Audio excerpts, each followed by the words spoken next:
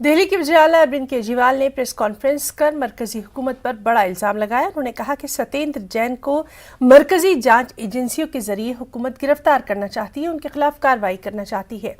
केजरीवाल ने ज़राए के हवाले से बताया कि मरकजी हुकूमत की हर मुमकिन कोशिश है कि वो पंजाब में आम आदमी पार्टी को कामयाब न होने दे, हालांकि ऐसा नहीं होगा और मरकजी हुकूमत जिस तरह की कार्रवाई चाहे करे, इससे पार्टी को कोई फर्क नहीं पड़ने वाला। वाज़ेह है कि पंजाब में सत्येंद्र जैन आम आदमी पार्टी के एक बड़ा चेहरा है।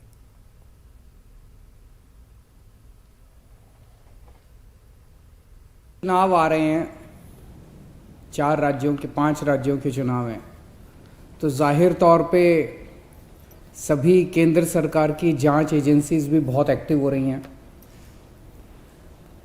हमें अपने सूत्रों से पता चला है कि पंजाब चुनाव के पहले आने वाले कुछ दिनों में ईडी सत्येंद्र जैन जी को गिरफ्तार करने वाली है। उनका स्वागत है। सत्येंद्र जैन के ऊपर पहले भी केंद्र सरकार 2 बार रेड करवा चुकी है। उन रेड में उन्हें कुछ नहीं मिला। फिर से वो अगर आना चाहते हैं, उनका बहुत बहुत स्वागत है। तो चूंकि चुनाव हैं और जब जब बीजेपी चुनाव कहीं भी हार रही होती है तो वो सारी एजेंसीज को छोड़ देती है, तो जाहिर तौर पे रेड भी होगी, गिरफ्तारियां भी होगी। उसका हमें कोई डर नहीं है, क्योंकि मुझे लगता है कि जब आप सच्चाई के रास्ते पे चलते हो तो ये सारी बाधाएं आती हैं। तो बीजेपी की केंद्र सरकार ईडी के साथ साथ अगर और भी एजेंसीज भेजना चाहे, सीबीआई है, इनकम टैक्स है, और भी जितनी उनके पास एजेंसी है, दिल्ली पुलिस है, जो एजेंसीज भेजना चाहे वो भेज सकती हैं। वो गिरफ्तार करना चाहे केवल सत्येंद्र जैन नहीं, और भी किसी को भी गिरफ्तार करना चाहें गिरफ्तार कर सकती हैं। क्योंकि हमने कभी कोई गलत काम किया नहीं है। हम सब के ऊपर, मेरे ऊपर रेड हो चुकी है, मनीष सिसोदिया जी के ऊपर रेड हो चुकी है, सत्येंद्र जैन के ऊपर रेड हो चुकी है, हमारे 21 एमएलएज को गिरफ्तार किया जा चुका है। सारे मामले कोर्ट से छूट गए। सत्येंद्र जैन के मामले में भी क्या होगा, इन्हें गिरफ्तार करेंगे, 5-10 दिन में बेल हो जाएगी, वो बाहर आ जाएंगे। तो हमें ना जेल जाने से डर लगता, ना आपकी रेड से डर लगता है। सत्येंद्र जैन ने भी कहा कि पंजाब इंतखाबात के पेश नज़र हुकूमत कोई भी कदम उठा सकती है, मरकजी जांच एजेंसियों का वो इस्तकबाल करेंगे। स्वागत है उनका, वेलकम है, जब मर्जी आए। आजकल मैं पंजाब में हूँ, पंजाब के इलेक्शन है, हो सकता है इलेक्शन की वजह से ऐसा कोई प्लान हो। पीछे तो नहीं हटेंगे, इलेक्शन में हम पूरी जम के लड़ेंगे। पंजाब के अंदर इस बार हम जरूर जीतेंगे। और अगर उनका जो भी मन है, पहले भी मेरे घर पे 2 बार रेड कर चुके हैं, तब भी कुछ नहीं मिला था, फिर से आ जाएं, वेलकम। मगरबी बंगाल के भाटपारा में बीजेपी और टीएमसी कारकुनान में तसादुम देखने को मिला। सुभाष चंद्र बोस की यौम पैदाइश पर मुनक्किदा प्रोग्राम के दौरान बीजेपी और टीएमसी कारकुनान के बीच झड़प हुई, यहां तक कि पुलिस को लाठीचार्ज भी करना पड़ा। बीजेपी ने टीएमसी पर माहौल खराब करने का इल्जाम लगाया।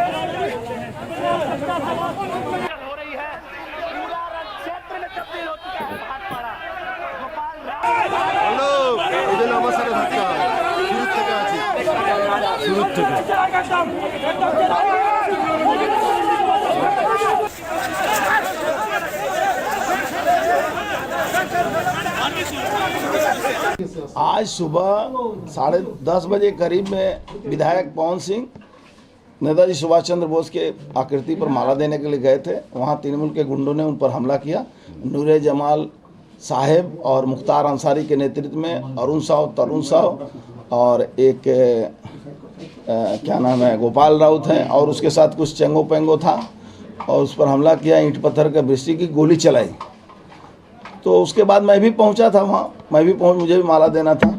तो वहाँ जाने के बाद पुलिस के सामने ही सब कुछ हो रहा था, तो मेरे ऊपर भी हमला हुआ, मेरे गाड़ी को तोड़ दिया गया। वो किसी भी तरह से सिक्योरिटी ने बचा कर निकालने की कोशिश की, उसके लिए उसको 3-4 राउंड गोली भी चलाना पड़ा। करीब वहाँ 3-4 राउंड गोली उन लोगों ने चलाया था, उसके जवाब में बचा के निकालने के लिए 3-4 राउंड गोली चला के निकालना पड़ा। भाटपाड़ा में अर्जुन सिंह को जान से मारने के लिए हर बार प्रयास होती है, वो काम ना कर सके। उनको व्यस्त रखने के लिए बार बार आक्रमण होता है, उनका परिवार पर, घर पर, उनके कार्यकर्ताओं पर लगातार होता रहता है। तो इस प्रकार हिंसा की राजनीति जो टीएमसी यहाँ चला रही है, लोकतंत्र में इसका कोई जगह नहीं है। वहीं मगरबी बंगाल की वज़ीर आला ममता बनर्जी ने नेताजी सुभाष चंद्र बोस की 125वीं यौम पैदाइश पर उनको ज़बरदस्त खिराज पेश किया और उनको कुछ इस अंदाज में याद किया गया।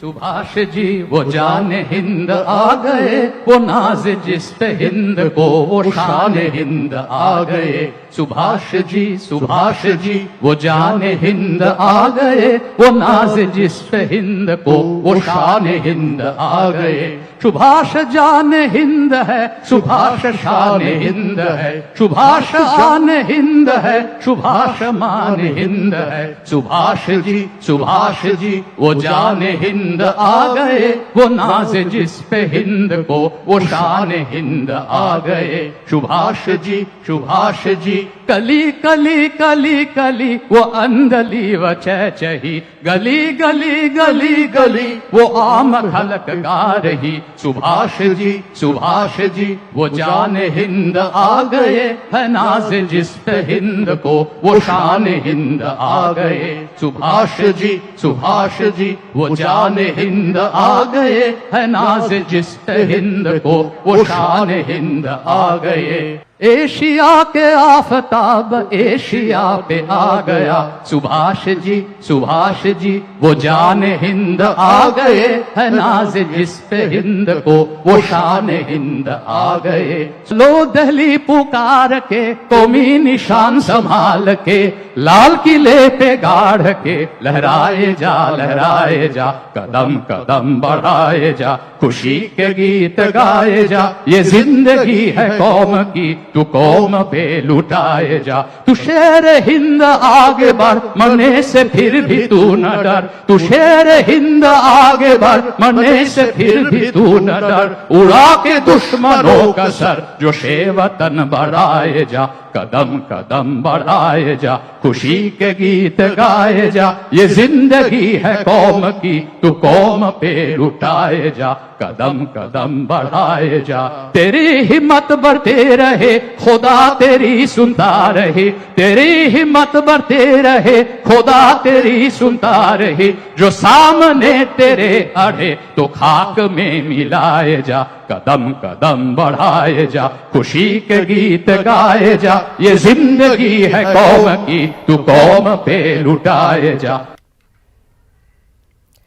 एक और बेहद अहम खबर, यूपी टीटी के इम्तिहानात के दौरान सैकड़ों तलबा का मुख्तलिफ सेंटर्स पर ज़बरदस्त एहतजाज देखने को मिला। इन तलबा ने बदनज़मी का इल्ज़ाम लगाया और ये भी कहा कि इंतज़ामिया ने अपनी गलती की वजह से सैकड़ों तलबा को इम्तिहान में बैठने नहीं दिया, उनका मुस्तकबिल तारीक कर दिया।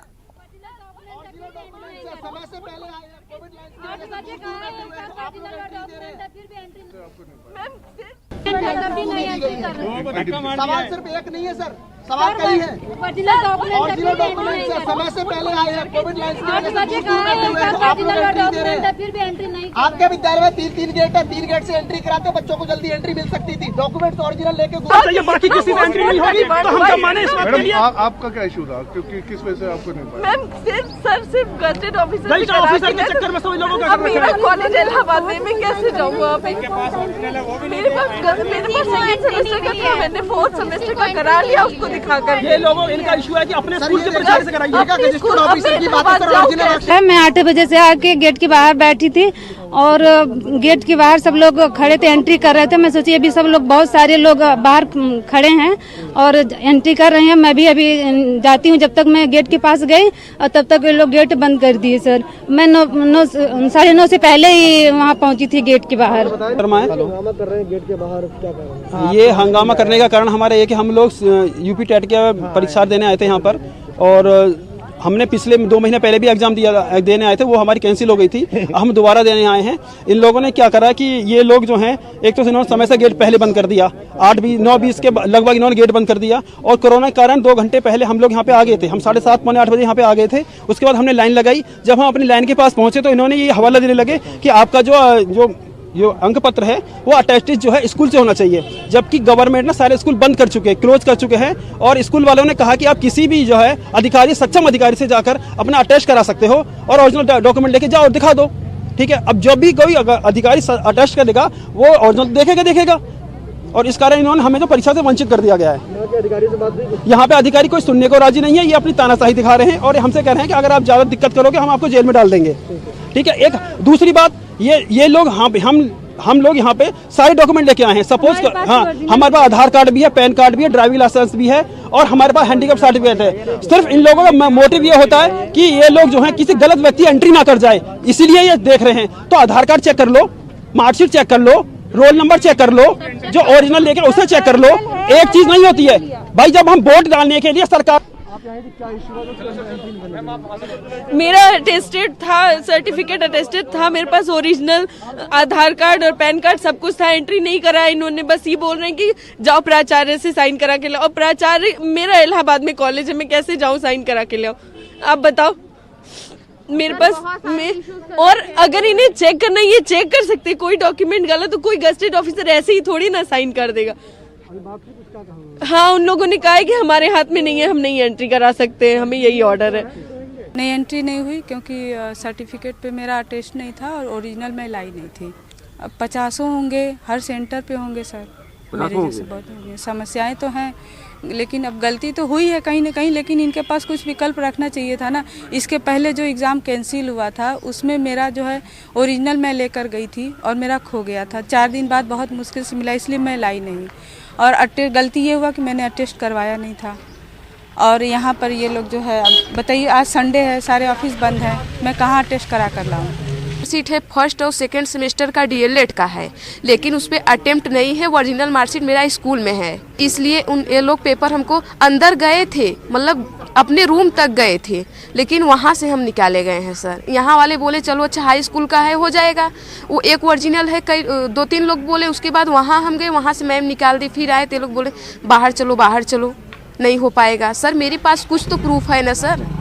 पिछली बार कैंसिल हुआ था तो ऐसा कुछ नहीं था कि ओरिजिनल ये चाहिए वो चाहिए। पिछली बार मेरे पास ये सब था, वही हम लेकर चले आए थे।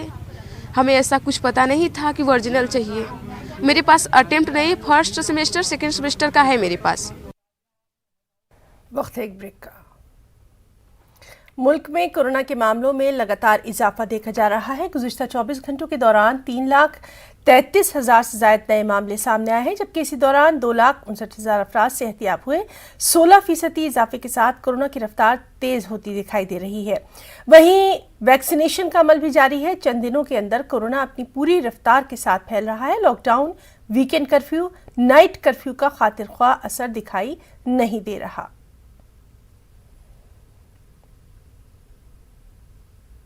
ये बात सही है कि कोरोना वायरस जो है अब कम्युनिटी स्प्रेड में आ गया है। अब ये केवल उन लोगों में सीमित नहीं है जो बाहर से ट्रैवल करके आ रहे हैं, और इसका जो एविडेंस है वो हमें इस चीज से मिल रहा है कि एक तो नंबर ऑफ केसेस जिस तरह से राइज कर रहे हैं वो ओमाइक्रॉन वेरिएंट में ही देखा गया है जो इतनी जल्दी राइज करते हैं। ये एक माइल्डर इलनेस भी पाई जा रही है। 3 से 5 दिन में लोग यूजुअली रिकवर कर रहे हैं as compared to delta variant, जिसमें लोगों को लंबी लंबी बीमारी रह रही थी, हॉस्पिटलाइजेशन की जरूरत पड़ रही थी। अब ऐसा नहीं है। और ऑल्सो कि जो लोग कभी घर से बाहर भी नहीं निकले उनको भी ये इन्फेक्शन हो रहा है। मेरे कई ऐसे मरीज हैं जो कहते हैं कि हमारा तो किसी के साथ संपर्क भी नहीं हुआ है, फिर भी उनको इन्फेक्शन हो रहा है।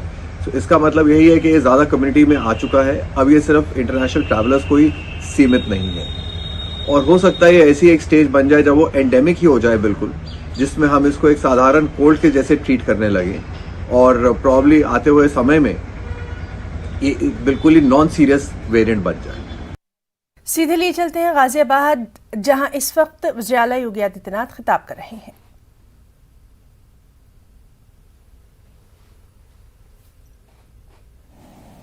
आप देख रहे होंगे किस किस प्रकार के टिकट दिए जा रहे हैं। किराना में व्यापारियों और हिंदुओं के पलायन के लिए जिम्मेदार व्यक्ति को किराना से टिकट दे दिया। बुलंदशहर में, मुजफ्फरनगर में, सहारनपुर में, लोनी में, मुरादाबाद में, अमरोहा में एक लंबी फिरस्त है। देखते जाइए किस प्रकार के लोगों को टिकट दे रहे हैं। यह उनकी सोच बताती है। भारतीय जनता पार्टी ने सामाजिक संतुलन को बनाए रखते हुए हर एक तबके को प्रतिनिधित्व भी दिया है। लेकिन साथ साथ राष्ट्रवाद, विकास और सुशासन के मुद्दे पर कोई समझौता भी नहीं किया है। और मैं यही कहने के लिए आज आपके पास आया हूं भाइयों बहनों कि भारतीय जनता पार्टी इस चुनावी समर में आप सबके सामने है, आप सबसे कहने के लिए आई है। आपने 2014 में, 2017 में, 2019 में भारतीय जनता पार्टी को अपना आशीर्वाद दिया, भारतीय जनता पार्टी के प्रत्याशियों को अपना आशीर्वाद दिया। बदले में विकास और सुशासन का मॉडल, राष्ट्रवाद का एक नया मॉडल भारतीय जनता पार्टी ने दिया। जो कहा सो करके दिखा दिया। हमने जो भी कहा सुरक्षा के मुद्दे पर, आस्था के मुद्दे पर, आखिर यहीं से तो कांवड़ यात्रा निकलती है। कांवड़ यात्रा को तो पिछली सरकारों ने रोक दिया था, हमारी सरकार ने कहा नहीं, रुकेगी नहीं, हम सुरक्षा भी देंगे और पुष्प वर्षा से सम्मान भी देंगे।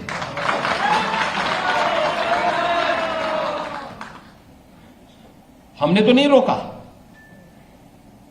भाइयों बहनों, ये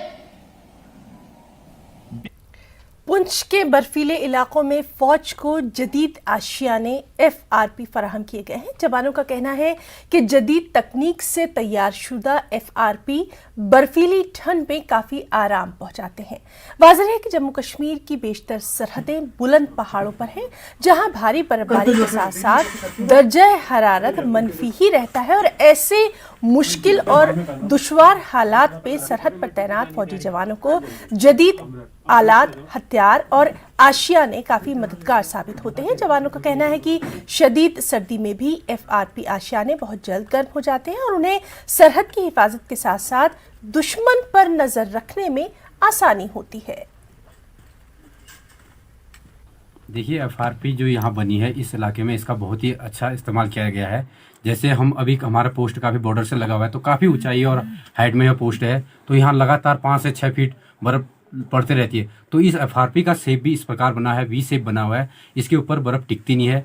दूसरी बात, जब हम ठंडे से पेट्रोल से या ड्यूटी से आते हैं, अपना हमारा ये रेस्ट एरिया है, इसके अंदर हम कोई भी कैलकुलेटर का इस्तेमाल करते हैं, तो ये FRP एकदम गर्म हो जाती हैं, जिसका हमें अपने टेम्परेचर को चेंज करने में काफी अच्छी मदद मिलती है। जैसे पहले बंकर थे, उन पर बर्फ पड़ती थी, उठानी पड़ती थी।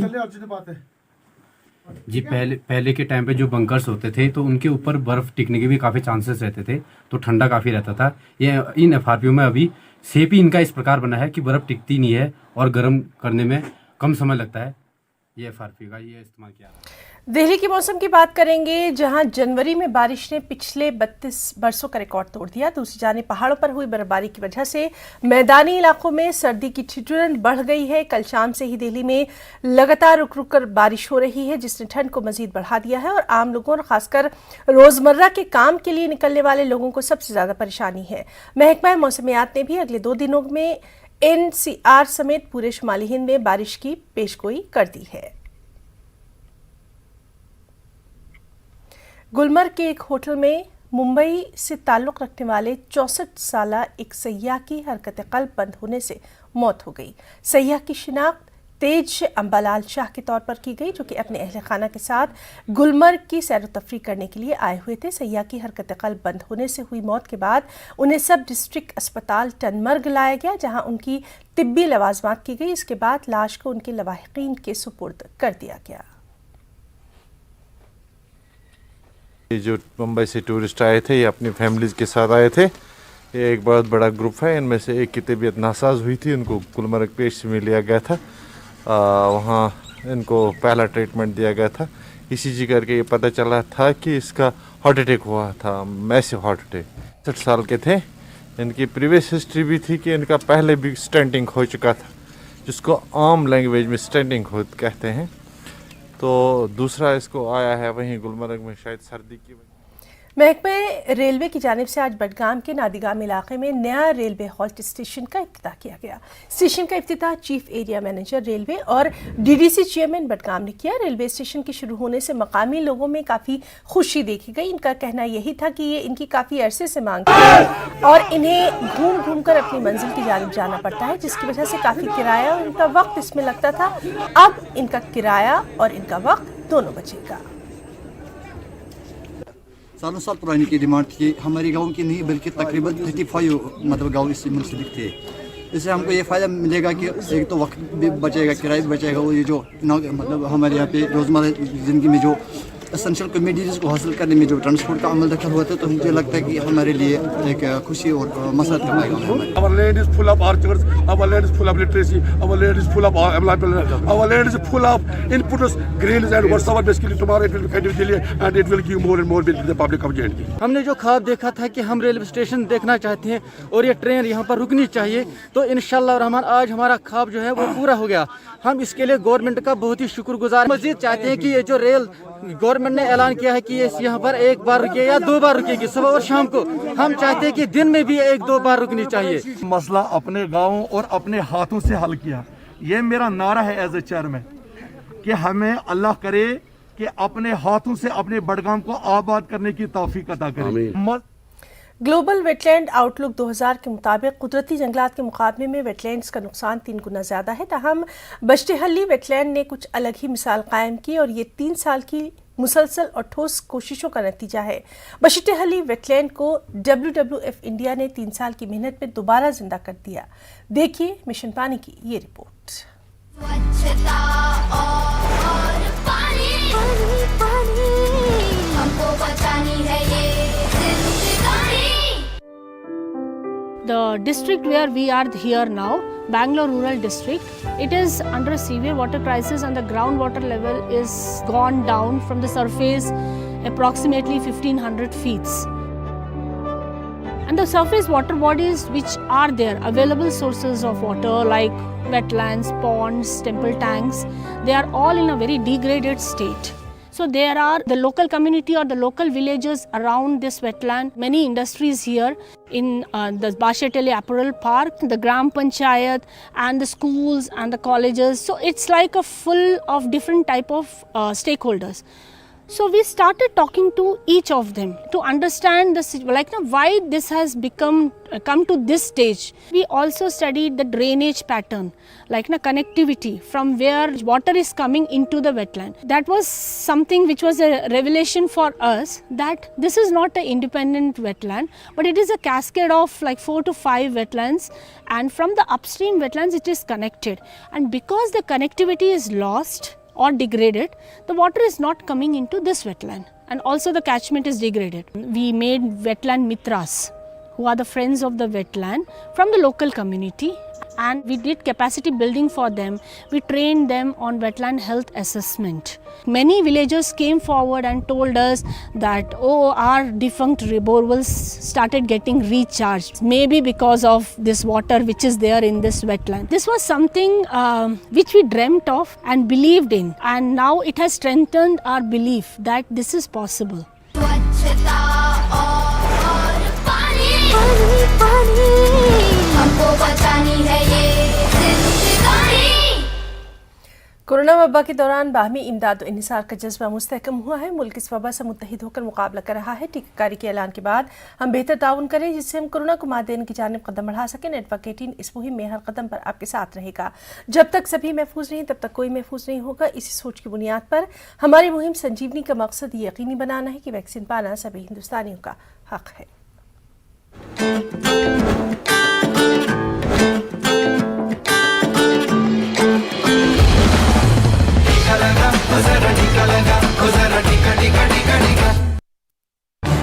इस न्यूज हेडलाइंस